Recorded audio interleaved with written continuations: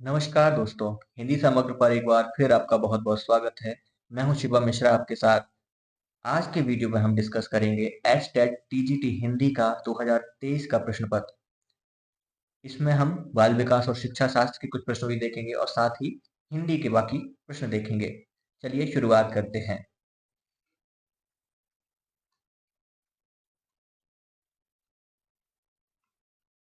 यहाँ पहला कॉलम हमारा बाल विकास एवं शिक्षा शास्त्र का। इसके कुछ प्रश्न हम देख लेते हैं। पहला प्रश्न हमारे सामने है, निम्न में से कौन सा नियम आनुवंशिकता से संबंधित नहीं है? ऑप्शन है समानता का नियम, भिन्नता का नियम, प्रतिगमन का नियम और प्रगति का नियम। तो यहाँ पर हमारा सही उत्तर हो जाएगा ऑप्शन नंबर 4, प्रगति का नियम। प्रगति का नियम। नेक्स्ट है, निम्न में से कौन सा बुद्धि का एक क्रियात्मक परीक्षण नहीं है? ऑप्शन है कोह का ब्लॉक डिजाइन परीक्षण, अलेक्जेंडर का पास एलॉन्ग परीक्षण, सैगविन फॉर्म बोर्ड परीक्षण या फिर स्टैनफोर्ड बिने परीक्षण। तो यहाँ पर हमारा ऑप्शन 4 स्टैनफोर्ड बिने परीक्षण सही हो जाएगा। प्रश्न क्रमांक 3 आपके सामने है, निम्न में से कौन सा वस्तुनिष्ठ प्रकार का प्रश्न नहीं है? ऑप्शन मिलान प्रश्न, विश्लेषणात्मक प्रश्न, बहुवैकल्पिक प्रश्न या फिर रिक्त स्थान प्रश्न। यहाँ पर विश्लेषणात्मक प्रश्न ऑप्शन नंबर 2 सही हो जाएगा, क्योंकि मिलान प्रश्न, बहुवैकल्पिक प्रश्न और रिक्त स्थान प्रश्न ये सब वस्तुनिष्ठ में आते हैं। विश्लेषणात्मक प्रश्न वस्तुनिष्ठ में नहीं आता। चौथा प्रश्न है हमारा, पियाजे के नैतिक विकास के सिद्धांत के अनुसार किशोरावस्था है? पहला नैतिक यथार्थवाद की अवस्था, दूसरा बाधिक नैतिकता की अवस्था, तीसरा परायत्त नैतिकता की अवस्था या फिर चौथा स्वायत्त नैतिकता की अवस्था। यहाँ पर ऑप्शन नंबर 4 स्वायत्त नैतिकता की अवस्था सही उत्तर हो जाएगा। आगे बढ़ते हैं। क्वेश्चन नंबर 5 है हमारे सामने, निम्नलिखित में से कौन सी विशेषता पियाजे द्वारा प्रतिपादित संज्ञानात्मक विकास सिद्धांत की मूर्त संक्रियात्मक अवस्था से संबंधित नहीं है? पहला ऑप्शन है हमारा उत्क्रमणीयता, ऑप्शन बी क्रमबद्धता, ऑप्शन सी जीववाद या फिर ऑप्शन डी संरक्षण। तो यहाँ पर हमारा ऑप्शन नंबर तीसरा जीववाद उत्तर सही हो जाएगा। जीववाद हमारा उत्तर सही हो जाएगा। प्रश्न क्रमांक 6 है, वैयक्तिक भिन्नताओं के संबंध में कौन सा कथन सही नहीं है? कोई भी दो व्यक्ति बिल्कुल एक समान नहीं होते। ऑप्शन 2, वैयक्तिक भिन्नताएं विशेषताओं के संबंध में विचलन है। ऑप्शन 3, वैयक्तिक भिन्नताएं अपनी समग्रता में व्यक्तियों को अलग करती हैं। ऑप्शन डी, वैयक्तिक भिन्नताएं केवल आनुवंशिकता का ही परिणाम होती हैं। यहाँ पर चौथा ऑप्शन जो है हमारा सही हो जाएगा, वैयक्तिक भिन्नताएं केवल आनुवंशिकता का ही परिणाम होती हैं। प्रश्न क्रमांक 7 पर देखते हैं, जब बच्चे द्वारा सीखा जाने वाला पाठ लंबा और कठिन हो तथा उसमें समझ की भी जरूरत अधिक हो तो सीखने की कौन सी विधि उपयुक्त होगी? ऑप्शन है पहला विराम विधि, दूसरा पूर्ण विधि, तीसरा अविराम विधि या फिर चौथा प्रासंगिक विधि। तो ऑप्शन नंबर फर्स्ट जो है हमारा सही हो जाएगा, विराम विधि हमारा उत्तर होगा। नेक्स्ट देखते हैं प्रश्न क्रमांक 8, अधिगम निर्योग्य बच्चों के लिए कौन सा शिक्षण सूत्र लाभप्रद नहीं होगा? पहला सरल से जटिल, दूसरा अमूर्त से मूर्त, तीसरा प्रत्यक्ष से अप्रत्यक्ष या चौथा ज्ञात से अज्ञात। प्रश्न क्रमांक 8 का दूसरा उत्तर सही हो जाएगा, अमूर्त से मूर्त। प्रश्न क्रमांक 9 पर देखते हैं, निम्न में से कौन सा विकास का एक सिद्धांत नहीं है? प्रश्न क्रमांक उत्तर 1, पहला विकास आनुवांशिकता एवं पर्यावरण का उत्पाद है। विकासात्मक पैटर्न पूर्वानुमेय होता है। विकास रैखिक पथ का अनुसरण करता है। विकास सामान्य से विशिष्ट की ओर बढ़ता है। तो ये इसका उत्तर हो जाएगा हमारा ऑप्शन क्रमांक 3, विकास रैखिक पथ का अनुसरण करता है, क्योंकि हमें ये बताना है कि सिद्धांत नहीं है। अगले प्रश्न पर चलते हैं, किस मनोवैज्ञानिक के अनुसार बच्चों के संज्ञानात्मक विकास में सामाजिक एवं सांस्कृतिक कारकों की भूमिका महत्वपूर्ण होती है? ऑप्शन दिए गए हैं, पहला वाइगोत्स्की, दूसरा पियाजे, तीसरा ब्रूनर या फिर चौथा हल। तो इसका उत्तर हो जाएगा ऑप्शन नंबर फर्स्ट, वाइगोत्स्की, सामाजिक और सांस्कृतिक, सोशल एंड कल्चरल, जब भी बात आती है तो वाइगोत्स्की का नाम पहले आता है। 11वां प्रश्न हम देखते हैं, निम्न में से कौन सी किशोरावस्था में सामाजिक विकास की एक सामान्य विशेषता नहीं है? पहला है माता पिता के साथ सामंजस्यपूर्ण संबंध, दूसरा है नया सामाजिक समूहन, तीसरा पहचान की खोज, या फिर चौथा वीर पूजा। इसमें हमें विशेषता नहीं है ये बताना है। इसमें सही उत्तर हो जाएगा ऑप्शन नंबर पहला, माता के पिता के साथ सामंजस्यपूर्ण संबंध। नया सामाजिक समूहन ये एक चीज है, किशोरावस्था की पहचान की खोज, अपने आप को खोजना। जो किशोर होता है अपने आप की आइडेंटिटी क्राइसिस में घिरा होता है। और चौथा वीर पूजा, ये बहुत ज्यादा हीरो वर्शिप उसके अंदर बहुत ज्यादा हो जाती है, किसी को देख के उसका अनुसरण करना, उसकी जैसा बनना चाहना, ये उसके अंदर भाव आ जाता है। प्रश्न क्रमांक 12वां हम देख लेते हैं, कोहल वर्ग के नैतिक विकास सिद्धांत की कौन सी अवस्थाएं पारंपरिक नैतिकता के स्तर से संबंधित नहीं है? ऑप्शन ए दिया गया है व्यक्तिवाद एवं विनिमय, ऑप्शन बी अच्छे अंतरवैयक्तिक संबंध, ऑप्शन सी सामाजिक व्यवस्था बनाए रखना, या फिर ऑप्शन डी अनुबंध और वैयक्तिक अधिकार। इसमें हमें एक से ज्यादा उत्तर चयन करने हैं। इसमें पूछा गया है पहले में ए एंड बी, दूसरे में बी एंड सी, तीसरे में ए एंड डी और चौथे में सी एंड डी। कौन सा उत्तर सही हो जाएगा? क्वेश्चन नंबर 12 हम देखते हैं। यहाँ पर प्रश्न उत्तर क्रमांक 3 ए एवं डी सही हो जाएगा, व्यक्तिवाद एवं विनिमय और सामाजिक व्यवस्था बनाए रखना। ठीक है, ये नहीं को हमें ज्यादा फोकस करना है। 13वां प्रश्न है, अवधान एवं चिंतन जैसी मानसिक प्रक्रियाओं के द्वारा सीखना कहलाता है? पहला उत्तर है अनुकरणात्मक सीखना, दूसरा गामक सीखना, तीसरा संज्ञानात्मक सीखना, या फिर चौथा भावात्मक सीखना। हमारा उत्तर हो जाएगा, प्रश्न क्रमांक 13 का उत्तर हो जाएगा ऑप्शन नंबर 3 संज्ञानात्मक सीखना। 14वां प्रश्न हमारे सामने है, सामाजिक अधिगम के संदर्भ में कौन सी शिक्षण अधिगम रणनीति विद्यार्थियों के लिए सर्वाधिक उपयोगी है? ऑप्शन 1 क्षेत्र भ्रमण, दूसरा भाषण, तीसरा प्रयोग, या चौथा मानसिक उद्वेलन। यहाँ पर हमारा उत्तर सही हो जाएगा, यहाँ पर हमारा उत्तर सही हो जाएगा क्षेत्र भ्रमण, ऑप्शन नंबर फर्स्ट क्षेत्र भ्रमण। आगे बढ़ते हैं, हमारा अगला प्रश्न है प्रश्न क्रमांक 15, पावलोव के अनुबंधन सिद्धांत में स्वाभाविक एवं कृत्रिम उद्दीपकों के मध्य अनुबंधन को कौन सा कारक धनात्मक रूप से प्रभावित नहीं करता है? ध्यान देना है, नहीं करता। ठीक है, पहला है उद्दीपकों के प्रस्तुतिकरण का उपयुक्त समय, दूसरा उद्दीपकों की पुनरावृत्ति, तीसरा नियंत्रित वातावरण, या चौथा प्रेरक की कमी। हमें देखना है उत्तर क्रमांक चौथा प्रेरक की कमी, ये जो चीज है जो हमें धनात्मक रूप से प्रभावित नहीं करता। प्रश्न क्रमांक 16 पे चलेंगे, निम्न में से कौन सा कारक शिक्षण अधिगम प्रक्रिया को प्रभावित नहीं करता? ठीक है, नहीं करता के प्रश्न आप देखेंगे बहुतायत में मिलते हैं। फर्स्ट हम देख रहे हैं शिक्षक का शारीरिक रूप, शिक्षक का मानसिक स्वास्थ्य, शिक्षक का विषय वस्तु ज्ञान, या फिर शिक्षक का संप्रेषण कौशल। अधिगम प्रक्रिया को प्रभावित क्या नहीं करेगा? शिक्षक का शारीरिक रूप प्रभावित नहीं करेगा, मानसिक स्वास्थ्य प्रभावित करेगा कि वो अगर स्वयं ही मानसिक रूप से स्वस्थ नहीं होगा तो आपको कैसे सिखाएगा? विषय वस्तु का ज्ञान भी उसको होना आवश्यक है।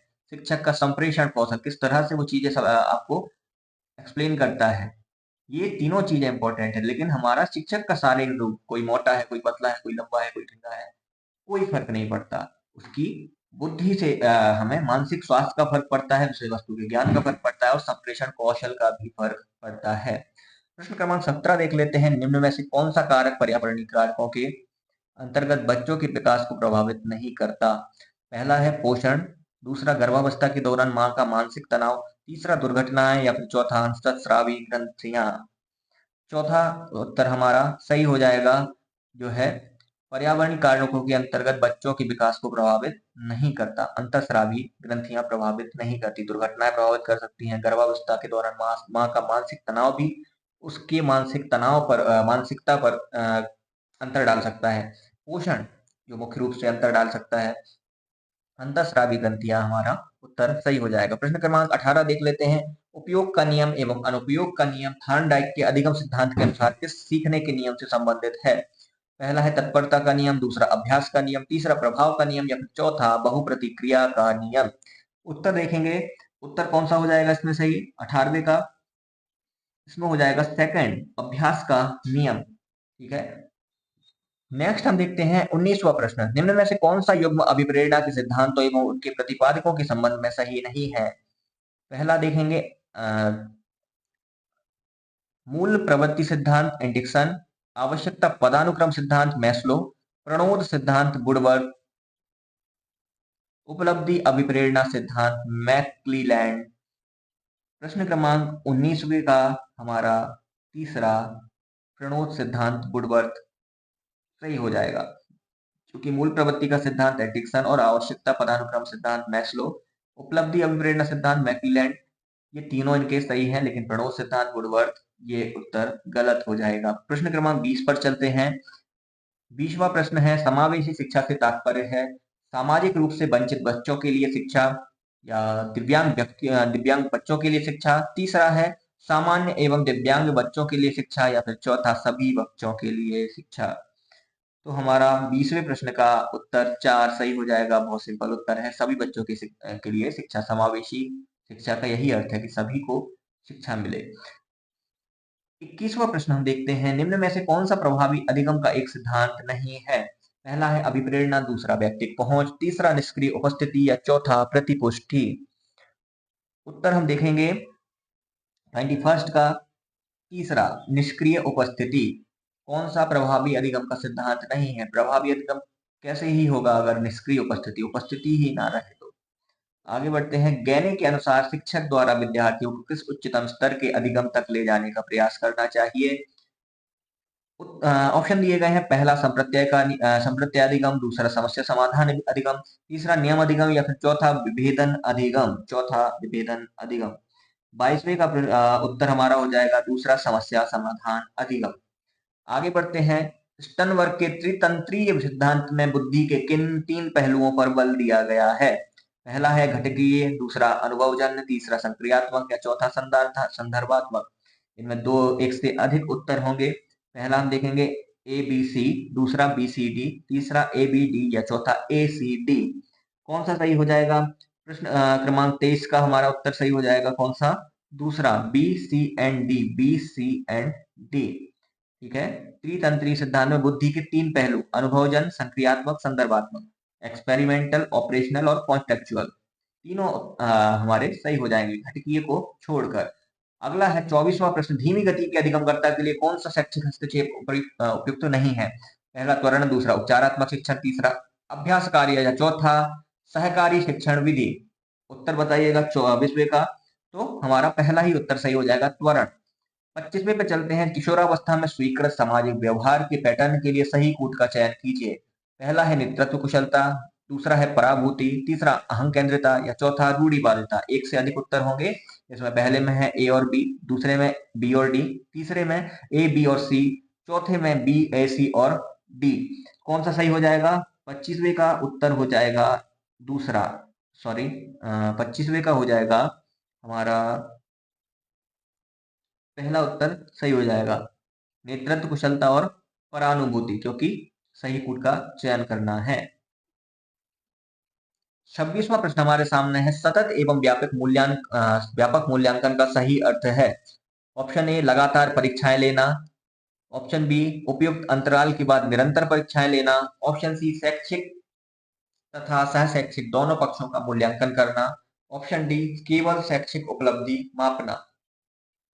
यहाँ पर हमें एक से अधिक उत्तर देने हैं। ऑप्शन ए जो हमारा विकल्प है पहला बी और डी, दूसरा बी और सी, तीसरा ए, बी और सी या चौथा बी, सी और डी। यहाँ पर हमारा सही उत्तर कौन सा हो जाएगा क्वेश्चन नंबर 26 में का? ऑप्शन नंबर दूसरा बी और सी हमारा सही हो जाएगा, बी और सी। उपयुक्त अंतराल के बाद निरंतर परीक्षाएं लेना और शैक्षिक तथा सह शैक्षिक दोनों पक्षों का मूल्यांकन करना। 27वां प्रश्न है। वह शिक्षा जो करके सीखने को बढ़ावा देती है और सीखने के लिए विद्यार्थियों की उनके वातावरण के साथ अंतःक्रिया सुनिश्चित करती है, वह कहलाती है? ऑप्शन 1 विशिष्ट शिक्षा, 2 प्रगतिशील शिक्षा, 3 एकीकृत शिक्षा या 4 समावेशी शिक्षा। प्रश्न क्रमांक 27वें का ऑप्शन नंबर 2 सही हो जाएगा, प्रगतिशील शिक्षा।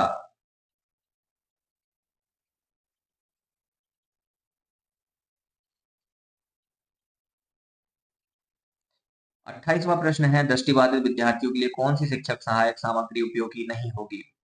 ऑप्शन 1 ब्रेल सामग्री, बी बोलती किताबें, सी फिल्म स्ट्रिप्स या डी उभरे हुए मानचित्र। तो यहाँ पर हमारा ऑप्शन 28वें का तीसरा सही हो जाएगा, फिल्म स्ट्रिप्स। दृष्टिबाधित विद्यार्थियों के लिए फिल्म स्ट्रिप्स काम की नहीं होंगी। 29वां प्रश्न हम देखते हैं, अधिगम को प्रभावित करने वाले निम्न में से कारकों के सही कूट का चयन कीजिए।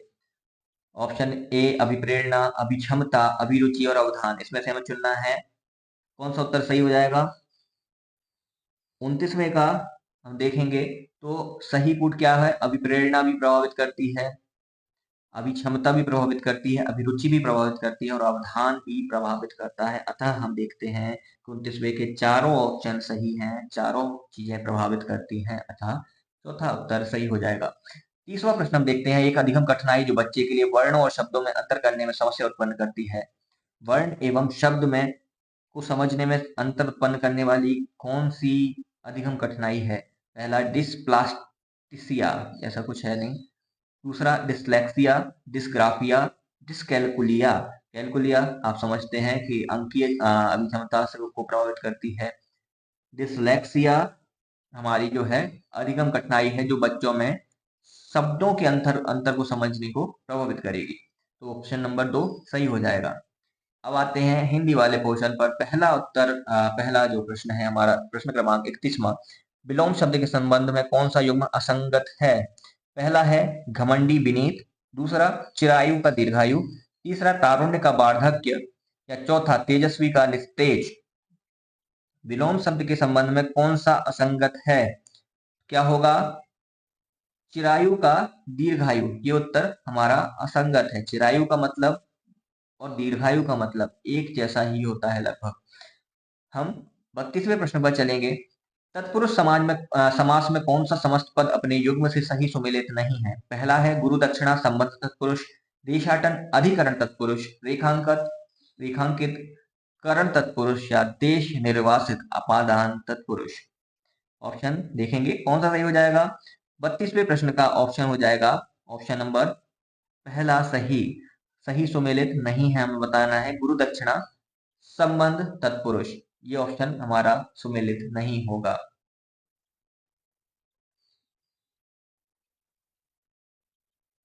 33वां प्रश्न है, निम्न में से कौन सा संधि शब्द अपने युग्म से सुमेलित नहीं है? पहला है अजंत व्यंजन संधि, दूसरा वयोवृद्ध विसर्ग संधि, तीसरा महोदार्य वृद्धि स्वर संधि या चौथा तेजोपुंज गुण स्वर संधि। ऑप्शन देखेंगे कौन सा सही हो जाएगा। ऑप्शन चौथा हमारा सही हो जाएगा कि ये सुमेलित नहीं है, तेजोपुंज में गुण स्वर संधि नहीं है। बाकी हम देखेंगे अजंत में व्यंजन संधि हो जाएगी, वयोवृद्ध वयः प्रवृद्ध, विसर्ग संधि में महोदर्य अव की मात्रा आ रही है, वृद्धि स्वर संधि हो जाएगी, तेजोपुंज गुण स्वर संधि नहीं होगी।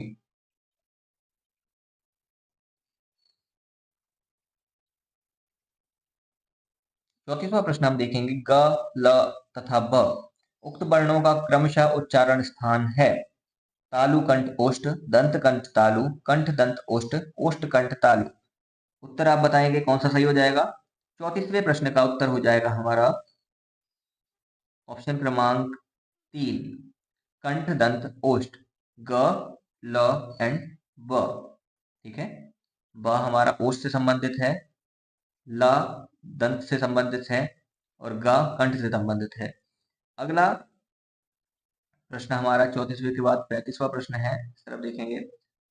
किस विकल्प का वाक्य पूर्वकालिक क्रिया का उदाहरण नहीं है? हमें पूर्वकालिक क्रिया का उदाहरण नहीं है ऐसा वाक्य बताना है। पहला है राम खेलकर चला गया, दूसरा तुम्हें ऐसा करना शोभा नहीं देता है, सीता खाना बनाकर जयपुर जाएगी, अध्यापक उदाहरण देकर छात्रों को पढ़ाते हैं। ठीक है, पूर्वकालिक क्रिया कौन से में नहीं है? ठीक है, राम खेल कर चला गया, इसमें तो है। तुम्हें ऐसा करना शोभा नहीं देता, इसमें पूर्वकालिक क्रिया नहीं होगी। बाकी इसमें देखेंगे सीता खाना बनाकर जयपुर जाएगी, अध्यापक उदाहरण देकर छात्रों को पढ़ाते हैं, ये सारे पूर्वकालिक क्रिया से संबंधित है, सिवाय दूसरे को छोड़कर। नेक्स्ट हम देखेंगे नीम हकीम खतरे जान, उक्त लोकोक्ति का सही अर्थ क्या है? पहले स्वार्थ के बाद में परमार्थ करना, दूसरा अल्प ज्ञान खतरनाक होता है, तीसरा दोषी के साथ निर्दोष को सजा मिलना, चौथा अत्यंत धीरे काम चलना। 36वें का हमारा ऑप्शन नंबर 2 अल्प ज्ञान खतरनाक होता है, सही हो जाएगा, नीम हकीम खतरे जान। 37वां प्रश्न आपके सामने है, वाक्यांश के लिए एकल शब्द के संबंध में कौन सा युग्म असंगत है? पहला, जिसे वहन करना कठिन हो, दुर्विभाव्य। दूसरा, जिसे किसी ने न सूंघा हो, अनाग्रह। तीसरा, कोई काम करने की इच्छा, चिकीर्षा। या चौथा, विजय प्राप्ति की तीव्र इच्छा, विजिगिषा। कौन सा ऑप्शन सही हो जाएगा 37वें प्रश्न का? जिसे वहन करना कठिन हो, दुर्विभाव्य, ये हमारा ऑप्शन असंगत हो जाएगा। 38वां प्रश्न अगर हम देखेंगे, किस विकल्प के शब्दों में वार्तनिक अशुद्धि नहीं है? पहला, सुधीजन शताब्दी। दूसरा, साधुवास सुरसरी। तीसरा, सुभेशी भार्यापति। या चौथा, चंद्रमौली उत्तरेषणा। 38वें प्रश्न का उत्तर हम बताएंगे पहला, सुधीजन और शताब्दी, इन दोनों में वार्तनिक अशुद्धि नहीं है। साधुवाद और सुरसरी, सुभेशी भार्यापति, चंद्रमौली उत्तरेषणा, इन तीनों में गलतियां हैं। सुधीजन और शताब्दी दोनों शुद्ध है। 39th हम देखेंगे, किस क्रमांक में कादम्बरी कादम्बनी शब्द युग्म क्रमशः सही अर्थ है? पहला, शराब घटा। दूसरा, कुशल सेवक। तीसरा, विनीत बुराई। या चौथा, कुशल पवित्र। 39th का हम देखेंगे, पहला, शराब और घटा, कादम्बरी और कादम्बनी, पहला हमारा सही हो जाएगा। 40वां प्रश्न हम देखेंगे, निम्न में से कौन सा शब्द धनुष का पर्यायवाची नहीं है? पहला, चाप। दूसरा, कारमुक। तीसरा, सरासन। या चौथा, कासार। सही उत्तर बताएंगे ऑप्शन प्रश्न क्रमांक 40 का। धनुष का पर्यायवाची चाप है, कारमुक है, सरासन है, और लेकिन कासार नहीं है, तो हमारा ये वाला उत्तर सही हो जाएगा। अगला बढ़ेंगे 41वें प्रश्न पर, विशेषण के संबंध में कौन सा कथन असंगत है? पहला, जिस विकारी शब्द संज्ञा की व्याप्ति मर्यादित होती है उसे विशेषण कहते हैं। दूसरा, भला दानी दुष्ट, उक्त शब्द गुणवाचक विशेषण के उदाहरण है। तीसरा, कक्षा में 60 छात्र पढ़ते हैं, संख्यावाचक विशेषण का उदाहरण है। या फिर चौथा, संकेतवाचक विशेषण में किसी वस्तु की नाप तौल का बोध होता है। 41वें का चौथा उत्तर सही हो जाएगा, संकेतवाचक विशेषण में किसी वस्तु की नाप तौल का बोध होता है। 42वें प्रश्न को हम देखेंगे, संज्ञा के संबंध में कौन सा कथन संगत नहीं है? व्यक्तिवाचक संज्ञाओं का प्रयोग सदैव आदरार्थक के अतिरिक्त एक वचन में होता है। दूसरा, देश, त्योहार, नदी उक्त व्यक्तिवाचक संज्ञा के उदाहरण हैं। तीसरा, द्रव्यवाचक तथा समूहवाचक जातिवाचक संज्ञा के ही भेद माने जाते हैं। या चौथा, विद्वता, पांडित्य उक्त यौगिक भाववाचक संज्ञा के उदाहरण हैं। चार ऑप्शन सामने हैं। 42वें का ऑप्शन हमारा बी सही हो जाएगा, देश, त्योहार, नदी उक्त व्यक्तिवाचक संज्ञा के उदाहरण हैं, तो ये संगत नहीं है। देश, त्योहार और नदी व्यक्तिवाचक नहीं है, ठीक है, जातिवाचक के उदाहरण है। आगे बढ़ते हैं 42वें के बाद 43वां प्रश्न, सर्वनाम के संबंध में कौन सा युग्म संगत नहीं है? ठीक है, यानी असंगत है। मैंने आज व्याकरण पढ़ा, पुरुषवाचक सर्वनाम। कमरे में कोई हंस रहा है, अनिश्चयवाचक सर्वनाम। इसी ने मेरी जिंदगी बचाई थी, प्रश्नवाचक सर्वनाम। वह स्वयं को सुधार रहा है, निजवाचक सर्वनाम। इसका उत्तर कौन सा सही हो जाएगा? इसी ने मेरी जिंदगी बचाई थी, प्रश्नवाचक सर्वनाम, यह असंगत है। इसी ने मेरी जिंदगी बचाई थी, इसमें कोई भी प्रश्नवाचक जैसा कोई वाक्य है ही नहीं। मैंने आज व्याकरण पढ़ा, पुरुषवाचक पर सर्वनाम है। कमरे में कोई हंस रहा है, अनिश्चय, कोई का भाव अनिश्चय को दर्शा रहा है। वह स्वयं को सुधार रहा है, स्वयं निज को दर्शा रहा है। लेकिन इसी ने मेरी जिंदगी बचाई थी, अगर यहाँ होता क्या किसी ने मेरी जिंदगी बचाई थी, तो इसमें प्रश्न का भाव होता, लेकिन ऐसा कुछ नहीं है, अतः ऑप्शन नंबर सही, तीसरा सही हो जाएगा। 44वें प्रश्न पर चलते हैं, निम्न में से कौन सा शब्द अपत्यवाचक तद्धित प्रत्यय से निर्मित नहीं है? पहला वैनतेय, दूसरा कौरव, तीसरा वासुदेव या चौथा वैधव्य। 44वें प्रश्न का ऑप्शन नंबर चौथा सही हो जाएगा। तद्वित प्रत्यय से निर्मित नहीं है, वैधव्य।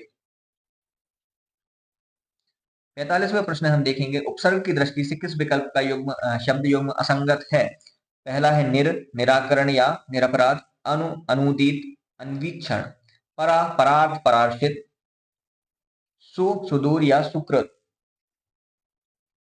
तो हमारा 45वें का कौन सा हो जाएगा, परा से परार्थ और पराश्रित हमारा सही हो जाएगा, ऑप्शन नंबर 3।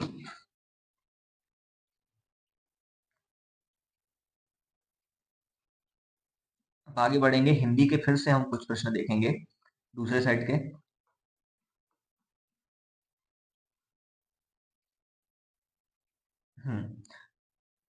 हमारे सामने 91वां प्रश्न है, प्रदत्त विकल्पों में से हिंदी साहित्य के प्रथम इतिहासकार हैं।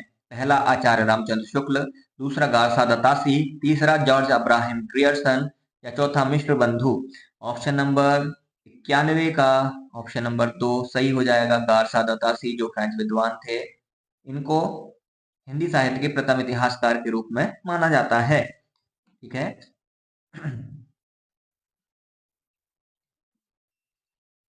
हिंदी साहित्य के प्रथम विद्वान के रूप में गारसा दत्तासी को माना जाता है। इनकी एक रचना है इस्तवार ललितवेतुर हिंदुस्तानी, इनकी ही एक रचना है। आप बताएंगे जॉर्ज अब्राहम ग्रियर्सन की कौन सी रचना है, modern vernacular literature of Hindustan.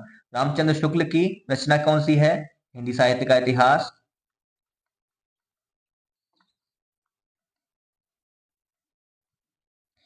ठीक है। मिश्र बंधु विनोद इनकी रचना है। मिश्र बंधुओं के तीनों के नाम भी आप अगर हो सके तो कमेंट बॉक्स में जरूर बताएं। 92 प्रश्न हम देखेंगे, 7 जून 1955 ईस्वी को गठित राजभाषा आयोग के अध्यक्ष थे सेठ गोविंददास, श्री बाल गंगाधर खेर या सी केशव चंद्र सेन या डी ब्रजवासी लाल। कौन सा सही हो जाएगा, बीजी खैर आयोग के अध्यक्ष थे, ऑप्शन नंबर दूसरा सही हो जाएगा। 93वां प्रश्न, अच्छे पाठ्यक्रम की विशेषता नहीं है, पाठ्यक्रम शिक्षण उद्देश्यों की पूर्ति करने वाला हो, पाठ्यक्रम में व्यक्तिगत भिन्नता को ध्यान में न रखा गया हो, पाठ्यक्रम उस स्तर के छात्रों को ग्राह्य हो, पाठ्यक्रम सामाजिक एवं राष्ट्रीय चेतना जागृत करने में सक्षम हो। तो हमारा एक नेगेटिव सेंटेंस यहीं पर मिल गया, तो ऑप्शन नंबर 2 सही हो जाएगा। 94वां प्रश्न हम देखेंगे, भारतीय संविधान के अनुच्छेद 351 में वर्णित है, हिंदी भाषा का प्रसार, वृद्धि करना तथा उसका विकास करना, उच्चतम एवं उच्च न्यायालय आदि की भाषा व्यवस्था, राजभाषा आयोग का गठन, राज्यों में प्रयुक्त होने वाली भाषा। चारों ऑप्शन में कौन सा सही हो जाएगा। 94वां प्रश्न, हिंदी भाषा का प्रसार, पहला हमारा उत्तर सही हो जाएगा। चलते हैं 95वें प्रश्न पर, निम्न में से क्रियात्मक अनुसंधान का सोपान नहीं है। 95वां प्रश्न, समस्या की पहचान करना, दूसरा समस्या को परिभाषित करना एवं उसकी सीमाएं तय करना, तीसरा समस्या के कारणों को विश्लेषित करना या चौथा क्रियात्मक अनुसंधान हेतु उपकल्पना का निर्माण नहीं करना। तो यहाँ पर ऑप्शन नंबर 4 सही हो जाएगा। यहाँ पर भी नेगेटिव एक सेंटेंस आ गया, नहीं करना, क्रियात्मक अनुसंधान हेतु उपकल्पना का निर्माण नहीं करना, उत्तर हमारा सही हो जाएगा। 96वां प्रश्न है, निम्न वर्णों के उच्चारण स्थल के संबंध में असंगत युग्म है। पहला ई या ई च य कंठ, उ प म ओष्ठ, त ल स दंत, ऋ ट श मूर्धा। 96वां प्रश्न, ऑप्शन नंबर फर्स्ट हमारा सही हो जाएगा, ई य च कंठ। 97वां प्रश्न, प्रिंसिपल ऑफ लैंग्वेज स्टडी पुस्तक के लेखक कौन है। ऑप्शन 1 पिंसेट महोदय, option 2 N L Gage, option 3 doctor Pischel या 4 हेरोल्ड ई पामर। 97वां प्रश्न है, ऑप्शन नंबर 4 सही हो जाएगा। Harold E Palmer principle of language study पुस्तक के लेखक माने जाते हैं। 98वां प्रश्न आपके सामने है, मौन पाठन का उद्देश्य है छात्रों में चिंतन एवं तर्क वितर्क शक्ति का विकास करना, छात्रों को तीव्र गति से पढ़ने का अभ्यास कराना, परिचित शब्दावली को सक्रिय रूप देना या फिर उपयुक्त सभी। 98वें प्रश्न में ऊपर के तीनों सही हो जाएंगे और ऑप्शन नंबर चौथा हमारा सही हो जाएगा, उपयुक्त सभी। अगला प्रश्न है देवनागरी लिपि के संबंध में असत्य विकल्प को चुनिए। देवनागरी लिपि के उच्चारण एवं प्रयोग में समानता है। इस लिपि का विकास सर्वप्रथम उत्तर भारत में हुआ। राजा जयभट्ट के शिलालेख में इस लिपि का सर्वप्रथम प्रयोग हुआ। ऑप्शन चौथा देखेंगे, आरंभ में इस लिपि के वर्णों पर सिरोरेखा नहीं लगाई जाती थी। इसमें असत्य विकल्प को चुनना है हमें। इसका चौथा ही विकल्प हमारा सही हो जाएगा कि आरंभ में इस लिपि के वर्णों पर सिरोरेखा नहीं लगाई जाती थी, ये हमारा असत्य है। अगला हम देखेंगे प्रश्न क्रमांक 100वां। बतरस लालच लाल की मुरली धरी लुकाए, सौह करे भौहनि हंसे देन कहे डटी जाए। उपयुक्त पद्यांश में अनुभाव का कौन सा भेद प्रयुक्त हुआ है? पहला कायिक अनुभाव, दूसरा वाचिक अनुभाव, तीसरा आहार्य अनुभाव या चौथा सात्विक अनुभाव। तो प्रश्न क्रमांक 100वें का पहला सही हो जाएगा। ठीक है, कायिक अनुभाव। अगला देखेंगे प्रश्न क्रमांक 101। वह चिड़िया जो कविता में कवि ने चिड़िया की कौन सी विशेषता नहीं बताई है? पहला है वह अन्न से बहुत प्यार करती है, दूसरा वह पुराने घने वन में बेरौक गाती है, तीसरा वह एकांत में उदास रहती है या चौथा वह साहसी है। तो 101वें प्रश्न का तीसरा सही हो जाएगा, वह एकांत में उदास रहती है। 102वां प्रश्न देखेंगे, भारतेंदु युगीन साहित्यकारों के संबंध में अनुचित कथन चुनना है। पहला है इस युग के सबसे समर्थ निबंधकार बालकृष्ण भट्ट हैं। दूसरा ठाकुर जगमोहन इस युग के सर्वश्रेष्ठ प्रकृति प्रेमी साहित्यकार हैं। तीसरा प्रताप नारायण मिश्र के संपादकत्व में हिंदी प्रदीप पत्र का प्रकाशन होता था, या फिर चौथा नवभक्तमाल के रचयिता राधाचरण गोस्वामी थे। तो यहाँ पर हमारा अनुचित कथन कौन सा हो जाएगा? चौथा ही हो जाएगा, नवभक्त माला के रचयिता राधाचरण गोस्वामी थे, जो कि निबंधकार बालकृष्ण भट्ट, प्रकृति प्रेमी हमारे ठाकुर जगमोहन सिंह थे, प्रताप नारायण मिश्र ने हिंदी प्रदीप का संपादन किया था। तो हमारा चौथा प्रश्न जो उत्तर है वो असत्य हो जाएगा। प्रश्न क्रमांक 103 पर चलते हैं। मैथिली शरण गुप्त कृत साकेत के संबंध में अनुचित विकल्प चुनना है। साकेत रामचरितमानस के बाद दूसरा बड़ा राम काव्य है। दूसरा आचार्य रामचंद्र शुक्ल के अनुसार साकेत के नवम एवं दसम सर्ग में उर्मिला के वियोग के वर्णन में लिखे गए हैं। ऑप्शन 3 है डॉक्टर बच्चन सिंह के मत में गुप्त जी एक साधक कवि हैं। इनकी साधना की चरमोपलब्धि साकेत है। गुप्त जी को साकेत रचना लिखने की प्रेरणा हजारी प्रसाद द्विवेदी के लिए कवियों की उर्मिला विषयक उदासीनता से मिली है। 103वें प्रश्न का उत्तर हो जाएगा चौथा। 104वें प्रश्न पर चलते हैं। शब्द प्रकृति की दृष्टि से कौन सा युग्म असंगत है? पहला है छाया तत्सम शब्द, दूसरा उलूक तद्भव शब्द, तीसरा हमेशा विदेशज शब्द या चौथा बीहड़ शब्द। सही उत्तर बताएंगे 104वें प्रश्न का दूसरा उलूक तद्भव शब्द, ये हमारा उत्तर सही हो जाएगा। आगे बढ़ते हैं 105वें प्रश्न पर। निम्न में से कौन सा कथन अनुचित है? ब्रजभाषा के कुछ विद्वानों ने अंतर्वेदी नाम से अभिहित किया। डॉक्टर धीरेन्द्र वर्मा ने कन्नौजी को ब्रजभाषा की एक उपबोली माना है। तीसरा बुंदेली बोली को कोशाली नाम से भी जाना जाता है, या फिर चौथा उदय नारायण तिवारी अवधी तथा बघेली में नाम मात्र का अंतर स्वीकार करते हैं। तो हमें इसमें अनुचित उत्तर बताना है, कौन सा है? 105वें प्रश्न का उत्तर हो जाएगा तीसरा, बुंदेली बोली को कौशली नाम से भी जानते हैं।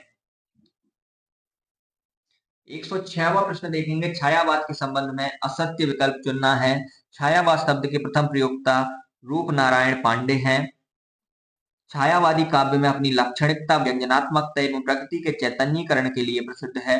रामविलास शर्मा ने सूर्यकांत त्रिपाठी निराला को ओज, औदात्य एवं विद्रोह का कवि कहा है। ऑप्शन नंबर 4 देखेंगे। सुमित्रा नंदन पंत की प्रथम कविता गिरजे का घंटा शीर्षक से प्रकाशित हुई। 106वां प्रश्न हम देखेंगे और इसका उत्तर हो जाएगा पहला, छायावाद शब्द के प्रथम प्रयोक्ता रूप नारायण पांडे हैं। ये हमारा कथन असत्य हो जाएगा। आगे बढ़ते हैं।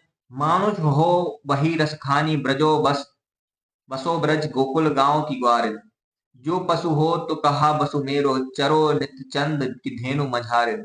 उपयुक्त पद्यांश में सवैया छंद का कौन सा भेद है?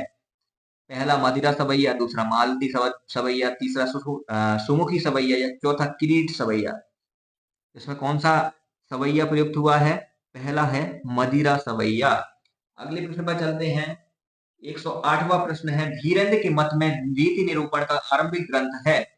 केशवदास कृत कविप्रिया, दूसरा सूरदास कृत साहित्य लहरी, तीसरा कृपारामकृत हित तरंगिणी या चौथा चिंतामणिकृत कवि कल्पद्रुम। 108वें प्रश्न का तीसरा उत्तर सही हो जाएगा कृपारामकृत हित तरंगिणी। आगे बढ़ते हैं 109वां प्रश्न, संघ की राजभाषा हिंदी और लिपि देवनागरी होगी, किस अनुच्छेद में वर्णित है? 109वां प्रश्न अनुच्छेद 343 है, इसको तो सोचने की भी जरूरत नहीं है। अनुच्छेद 343 ऑप्शन नंबर पहला ही सही हो जाएगा। प्रश्न क्रमांक 110 पे चलते हैं, रचना तथा रचनाकार के संबंध में असंगत युग्म चुनना है। युगधारा नागार्जुन, युग की गंगा केदारनाथ अग्रवाल, वाणी की व्यथा त्रिलोचन शास्त्री या अजय खंडर गांगेय राघव। तो तीसरा उत्तर हमारा सही हो जाएगा वाणी की व्यथा त्रिलोचन शास्त्री। युगधारा युगवाणी नागार्जुन की है, युग की गंगा केदारनाथ अग्रवाल की रचना है, अजय खंडर गांगेय राघव की रचना है, वाणी की व्यथा त्रिलोचन शास्त्री की रचना नहीं है। आगे बढ़ते हैं 111वां प्रश्न, मैं सत्य कहता हूँ सखे सुकुमार मत जानो मुझे, यमराज से भी युद्ध में प्रस्तुत सदा मानो मुझे। उपयुक्त पद्यांश में कौन सा रस प्रयुक्त हुआ है? वीर रस, रौद्र रस, करुण रस या श्रृंगार रस? देखते ही पता चलता है कि ये वीर रस की पंक्ति है, वीर रस का सही उत्तर हो जाएगा। आगे बढ़ते हैं 112वां प्रश्न, आचार्य विश्वनाथ के मत में रस की विशेषता नहीं है। पहला रस सत्वोद्रेकमय है, दूसरा रस ब्रह्मानंद है, रस अखंड है, रस लोकोत्तर चमत्कार प्राण है। चारों ऑप्शन में कौन सा सही हो जाएगा? अब देखें 112वें प्रश्न का चौथा जो उत्तर है रस लोकोत्तर चमत्कार प्राण है, ये विश्वनाथ के मत में रस की विशेषता नहीं है। 113वां प्रश्न हम देखेंगे, निम्न में से कौन सा उद्देश्य लेखन कौशल का नहीं है?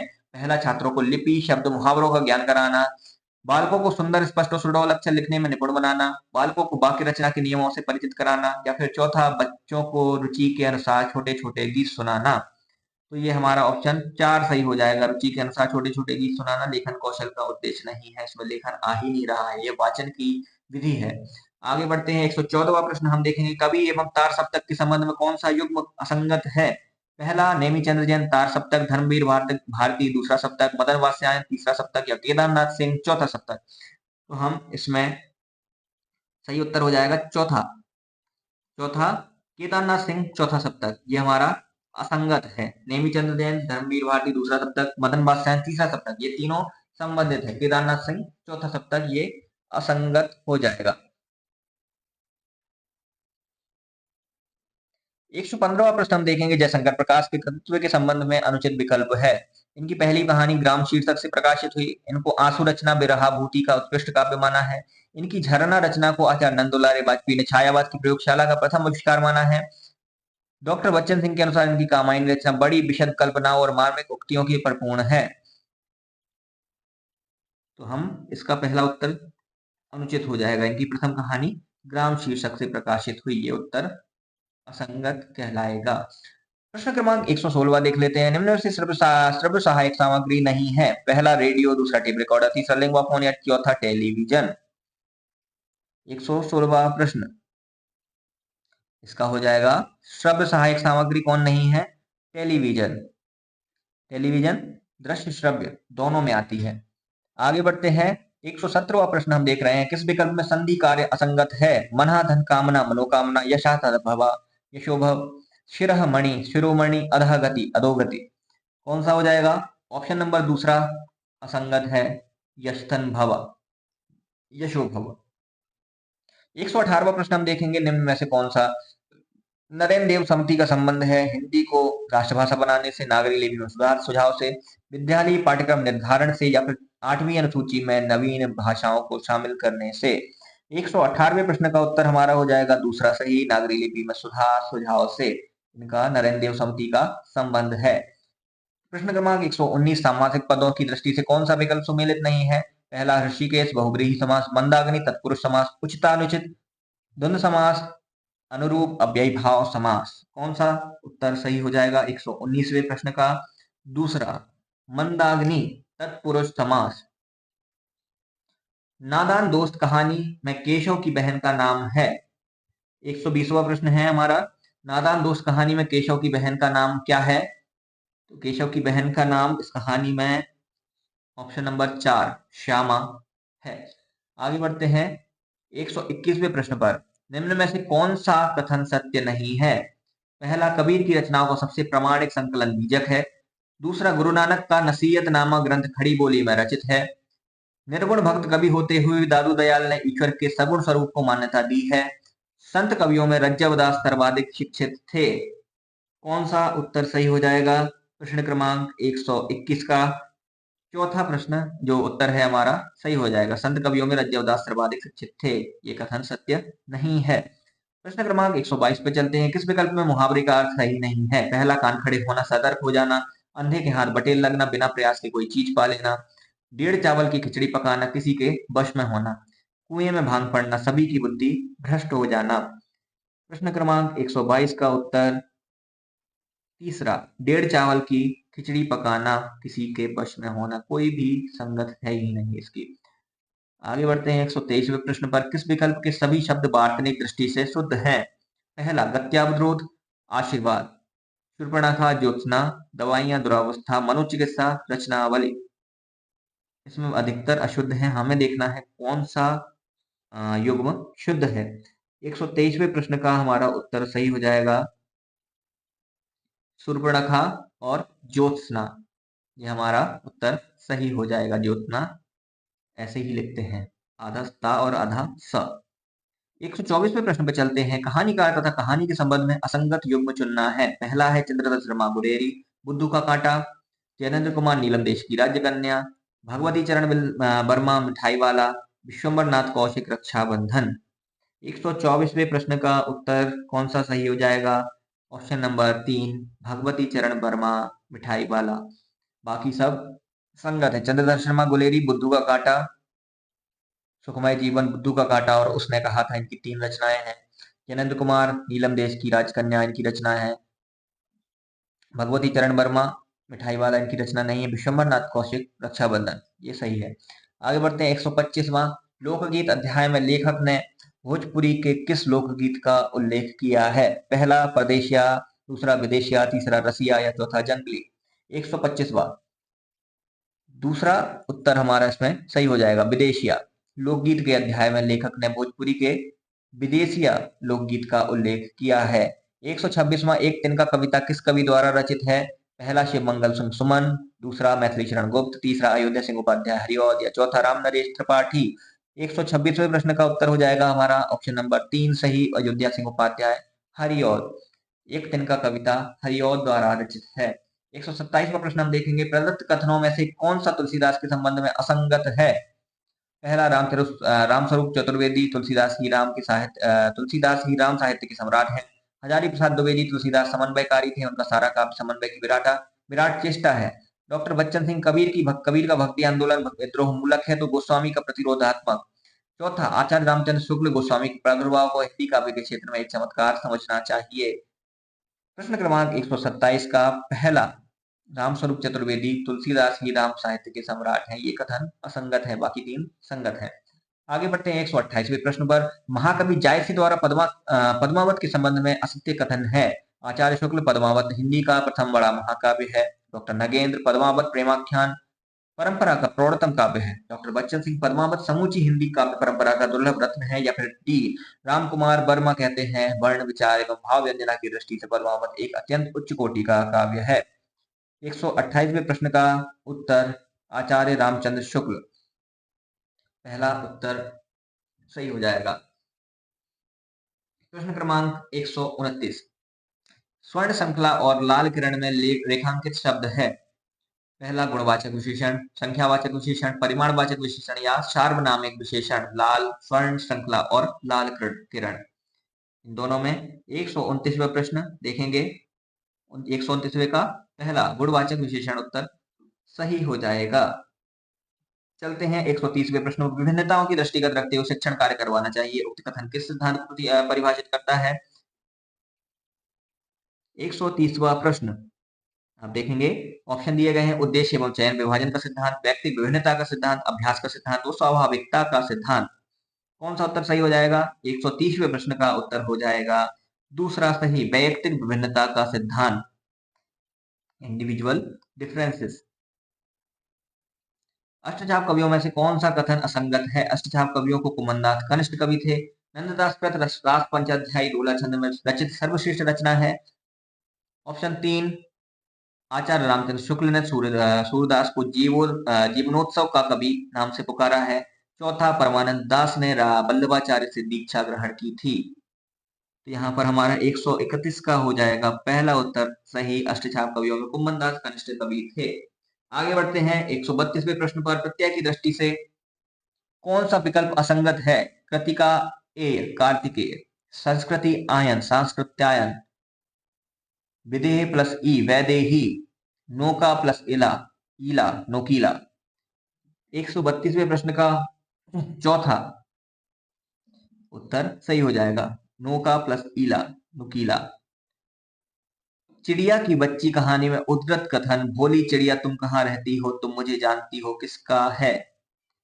महंत दास, बिहारी दास, माधव दास और भगवंत दास। इन चार में से एक उत्तर सही है। कौन सा हो जाएगा? 133वें प्रश्न का उत्तर हो जाएगा तीसरा सही, माधव दास का कथन है। आगे बढ़ते हैं 134वें प्रश्न पर। संसार पुस्तक है अध्याय पत्र मूलतः किस संग्रह से लिया गया है? पहला, पुत्री के पत्र पिता के नाम, पुत्र के पत्र माता के नाम, पिता के पत्र पुत्री के नाम, भाई के पत्र बहन के नाम। चार में से कौन सा सही हो जाएगा? 134वें का तीसरा, पिता के पत्र पुत्री के नाम। 135वां देखेंगे, अनुचित विकल्प का चयन कीजिए। दोहा छंद के विषम चरणों में 13 मात्राएं होती हैं। हरिगीतिका छंद के प्रत्येक चरण में 26 मात्राएं होती हैं। रोला अर्ध सममात्रिक छंद है जिसके प्रत्येक चरण में 24 मात्राएं होती हैं। चौथा, कवित छंद के प्रत्येक चरण में 31 वर्ण होते हैं तथा 16-15 वर्णों पर यति होती है। 135वें प्रश्न का उत्तर हो जाएगा दूसरा सही, हरिगीतिका छंद के प्रत्येक चरण में 26 मात्राएं होती हैं। आगे बढ़ते हैं, किस विकल्प के शब्द में एकार्थक एकाधिक उपसर्ग प्रयुक्त हुए हैं? आधिकारिक, आध्यात्मिक, अध्यारोप, अध्यापन। 136वें प्रश्न का उत्तर हो जाएगा तीसरा सही। आगे बढ़ते हैं 137वें प्रश्न पर। अर्थ की दृष्टि से वाक्य वर्गीकरण में से कौन सा युग्म असंगत है?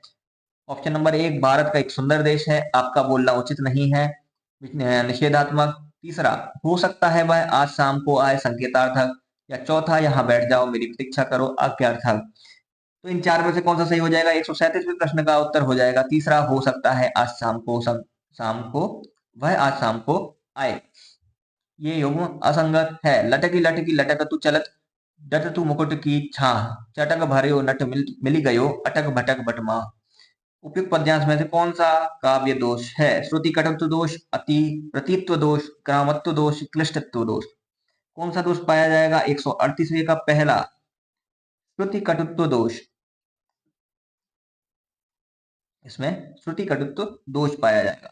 139वें का, बीशल दोएव राशों में श्रृंगार की ही प्रधानता है, वीर रस का किंचित आभास मात्र है। उक्त कथन किस आलोचक का है? रामस्वरूप चतुर्वेदी, डॉक्टर रामचंद्र वर्मा, डॉक्टर बच्चन सिंह या आचार्य रामचंद्र शुक्ल। 139वें में चौथा उत्तर सही हो जाएगा, आचार्य रामचंद्र शुक्ल का ये कथन है। 140वें प्रश्न पर चलते हैं। निम्न में से कौन सा विकल्प सत्य नहीं है? पहला, निम्बार्क संप्रदाय में निम्बार्काचार्य को सुदर्शन चक्र का अवतार माना जाता है। राधा वल्लभ संप्रदाय के प्रवर्तक वल्लभाचार्य माने जाते हैं। तीसरा, कृष्ण काव्य शुद्धाद्वैत की पुष्टि मार्ग से प्रभावित है। चौथा, कृष्ण काव्य में मीराबाई संप्रदाय निरपेक्ष में परिगणित है। 140वें प्रश्न का उत्तर हो जाएगा दूसरा, राधा वल्लभ संप्रदाय के प्रवर्तक वल्लभाचार्य माने जाते हैं, जबकि ऐसा नहीं है। हरिवंश जो है राधा वल्लभ संप्रदाय के प्रवर्तक माने जाते हैं। 141वें प्रश्न पर चलते हैं। आदिकाल के नामकरण के संबंध में असंगत विकल्प चुनना है। संधि चारण काल डॉक्टर रामकुमार वर्मा, बीज वपन काल हजारी प्रसाद द्विवेदी, वीर काल विश्वनाथ प्रसाद मिश्र, सिद्ध सामंत काल पंडित राहुल सांकृत्यायन।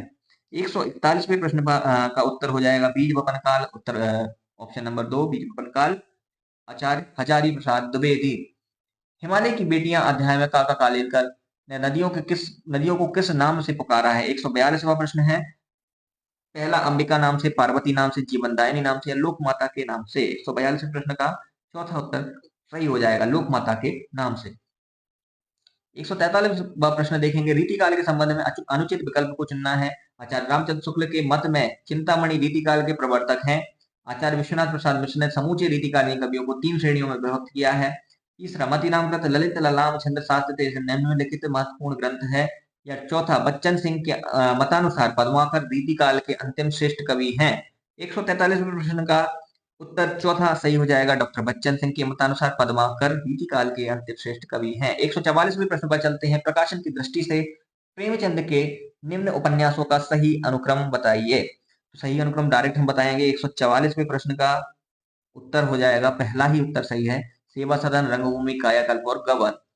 काव्य शोभाया कर्तारो धर्मा गुणा तदस्य हेतु अलंकार। अलंकार संबंध में उपयुक्त परिभाषा किस आचार्य की है? आचार्य मम्मट, भामा, बामन, दंडी। 4 ऑप्शन में एक सही हो जाएगा। कौन सा? ऑप्शन नंबर 3 हमारा सही हो जाएगा, आचार्य बामन। आगे बढ़ते हैं। 146वें प्रश्न पर निम्न में से कौन सा विकल्प अनुचित है? सामीप्य, कौशल, महात्म्य शब्द भाववाचक संज्ञा के उदाहरण है। सर्वनाम विकारी शब्द पद है, वचन तथा कारक इसके विकारक हैं। वाक्य प्रयोग के आधार पर विशेषण के दो भेद हैं, उद्देश्य विशेषण तथा विधेय विशेषण। द्विकर्म क्रिया में प्रथम कर्म अप्राणिवाचक तथा द्वितीय कर्म प्राणिवाचक होता है। 4 में से कौन सा ऑप्शन सही हो जाएगा? 146वें का चौथा उत्तर हमारा सही हो जाएगा। चौथा उत्तर सही हो जाएगा। 147वें पे चलेंगे। काव्य गुण के संबंध में कौन सा कथन असत्य है? आचार्य भरत मुनि ने नाट्यशास्त्र ग्रंथ में काव्य गुणों की संख्या 10 मानी है। माधुर्य गुण में संयुक्ताक्षरों एवं लंबे सामासिक पदों का अभाव रहता है। ओज गुण में श्रृंगार करुण एवं शांत रसों में क्रमशः अधिक से रहता है। सरलता, सर्वजन सुलभता एवं सहज ग्राह्यता प्रसाद गुण की मुख्य विशेषताएं हैं। ऑप्शन नंबर 147वें का तीसरा सही हो जाएगा। ओज गुण में श्रृंगार करुण एवं शांत रसों में क्रमशः अधिक रहता है। तरुवर फल नहीं खात है, डैश पियत न पान, कह रहीम डैश हित, संपत्ति सुचई सुजान। इसमें रिक्त स्थानों में कौन कौन से शब्द आएंगे? तरुवर फल नहीं खात है, सरोवर पिए न पान, कह रहीम परकाज हित, संपत्ति सचहि सुजान। तो सरवर और परकाज शब्द इसके अंदर आएंगे। 148वें का पहला उत्तर सही हो जाएगा। आगे बढ़ते हैं 149वें प्रश्न पर। असंगत युग्म चुनिए। उपेंद्र नाथ अश्क, अंजो देवी 1954 ईस्वी, धर्मवीर भारती अंधा योग 1955 ईस्वी, लक्ष्मी नारायण लाल अंधा कुआं 1955 ईस्वी, निर्मल वर्मा आषाढ़ का एक दिन। असंगत युग्म चुनना है, चौथा उत्तर सही हो जाएगा। निर्मल वर्मा आषाढ़ का एक दिन नहीं है, यहाँ पर होंगे मोहन राकेश आषाढ़ का एक दिन। 150वां प्रश्न हम देखेंगे। अलंकार के संबंध में असंगत युग्म चुनना है। अलंकार के संबंध में असंगत युग्म। निरखत संतान के सीलत करत नैन, रामचंद्र जो को मुख चंद्र सोलह सतु है, उपमा अलंकार। बीती विभावरी जागरी, अंबर पर डुबा रही तारा घट उषा नागरी, रूपक अलंकार। अजरामरता अयोध्या नगरी किसे प्रिय नहीं लगती, यमक अलंकार। लखन ओट करो किन घूंघट, चंचल नैन छुपे न छुपाए, विभावना अलंकार। इसमें ऑप्शन नंबर तीसरा सही हो जाएगा, जो असंगत है। अजरामरता अयोध्या नगरी किसे प्रिय नहीं लगती, उत्तर हमारा सही हो जाएगा। ये थे हमारे 150 प्रश्न एचटेट टीजीटी हिंदी 2023 के। आपको अन्य प्रश्नों को भी ऐसे ही प्रश्न पत्र चाहिए हो तो आप चैनल को सब्सक्राइब कर लें। और अगर आपको इस डॉक्यूमेंट की पीडीएफ चाहिए है तो आप जरूर हमें ईमेल करें, आपको डॉक्यूमेंट की पीडीएफ प्रोवाइड करा दी जाएगी। धन्यवाद, फिर मिलते हैं।